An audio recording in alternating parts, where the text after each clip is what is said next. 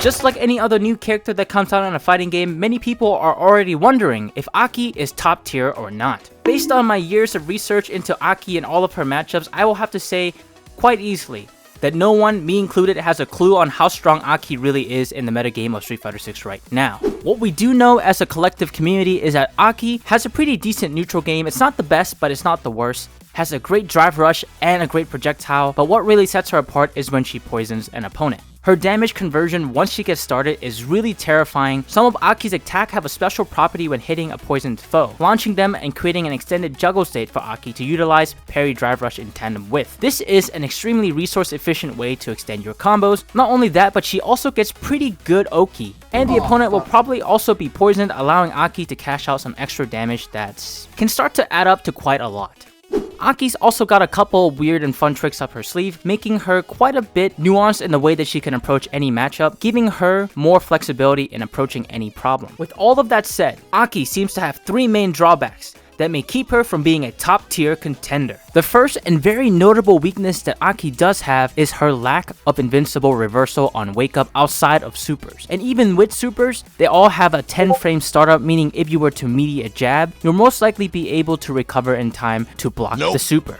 Aki does have an OD slither that is invincible to strikes and projectiles that she can use to switch sides with the opponent, but it has a big weakness in being susceptible to grabs, which can be especially devastating in a game like Street Fighter 6 where throw loops are very prevalent. So she doesn't have a really clean way of getting out of this except for raw super or jumping. And in my years of practice and experience against Aki in this matchup, if I were to do an optimal melee with Cammy, I'll still have enough time to grab her and get a punish counter before she can get out of her OD slither. And this is extremely powerful because now I have an option selective sword against this sort of escape. Before Aki was released, people were thinking that maybe they'll be able to melee with a jab but nothing stronger, but this does not seem to be the case. In terms of game design, this is actually a really good thing because Aki has a really strong advantage state, as we mentioned earlier, with her amount of damage, paired up with her crazy variety of high-low mix, safe jumps, and command grabs. She can be quite oppressive once she gets going. But this is where fair game design doesn't really matter as much when you have characters like JP and Ken who get OD reversals to get them out of throw loop situations or melee situations while still having similar benefits, if not better.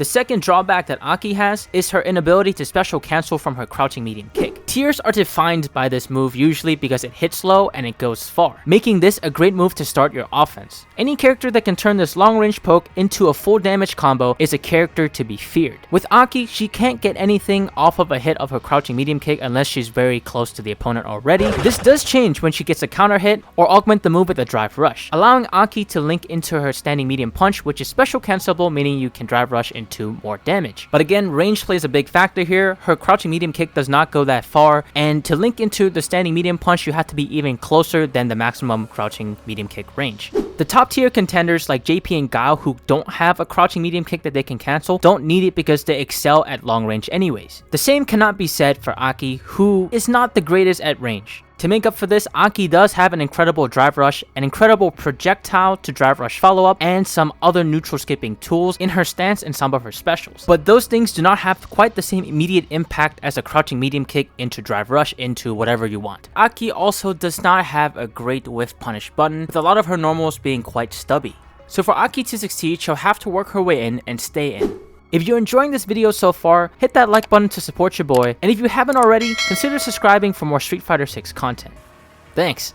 Before we continue on to Aki's final drawback, I wanted to ask you all, what do you think of Aki so far? Is she fun? Is she strong? Is she weak? Let us know in the comments below. Personally, I wasn't having the greatest time with her at first, but once her mechanics clicked, oh man, she is such a fun character to play with a ton of potential and some crazy disgusting setups, and I love me some Oki setups, so I would rate her a 69 out of 10. Now, it's even better for me that she's a bit balanced in my head. She has all these amazing offensive tools, but the drawbacks that we're talking about right now is what makes her a great character to me. She has clearly defined strengths and weaknesses and weak points for the opponent to abuse. Unlike a certain zoner in this game who's also great at mid-range and great close-up and has great corner pressure, On to her last drawback. This is actually good game design, but sadly it introduces Aki to inconsistent damage. As I mentioned throughout the video, Aki can do quite a bit of damage as long as she can poison the enemy beforehand. This is a big if, however, because once an opponent is poisoned, as soon as they hit Aki or they get away long enough, the poison disappears. What is awesome about this is that the aggressor, Aki, who just poisoned you, has a clear advantage because she just won the last interaction, but she's not guaranteed that advantage. While the defender is encouraged to fight back to get rid of the poison, whatever the outcome is, there's a little bit of uncertainty that makes it inconsistent. So Aki has the potential to do a lot of damage, but she needs the poison, while the other top tier contenders can do similar amounts of damage or more without the need for a prerequisite.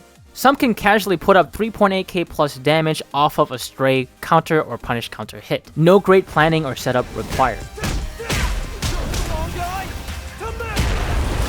And to add furthermore to the inconsistency, I want to compare Aki's advantage mechanic, which is her poison, to JP's advantage mechanic that is unique to him, which is his departure portal. Now, when JP gets Oki with the departure portal, players are forced to respect it. Sure, you can hit JP to knock the departure out, but most likely JP will have full advantage when you're in the corner or he's just full screen away. That full screen scenario is the common scenario and will be very hard for somebody to contest, unlike Aki's poison, where she's forced to get close and land a hit on you to make use of that poison to its fullest capabilities. While JP, as soon as the departure portal is out, sure, he can't command grab you, but he has full access to mobility, damage, combo starting, and safety. Nice. You can't approach him without worrying about the timer on departure, so even if he doesn't make use of it, for any offensive means, JP's departure will at least defend him from people who carelessly try to close the gap on JP. Aki at least gets some nice guaranteed chip damage every time she poisons a foe, so during this point of contention where people are trying to fight for advantage or to get rid of the poison, that's when Aki is actually benefiting. If she can create this tension and just space around that, she's able to take thousands and thousands of damage for free without the opponent ever feeling it. And as we talked about, Aki does deceptively great damage and her corner carry is actually pretty good too, so once Aki gets optimized, I wouldn't be surprised if people just get 2-tapped in this game from Aki. Similar to how Marissa can body unsuspecting victims. Anywho, that's just my opinion. It is too early to really know how strong or weak she really is, so if anyone's calling her top tier right now, don't believe their lies. Just know that Aki has some great strengths and some notable weaknesses as we covered in this video. What I can say is, she is right now legit 2 tiers up from Ryu, straight up. Please buff my boy Ryu, I might make a video on that pretty soon, so stay tuned. My name is Varsona, thanks for watching, see you next time.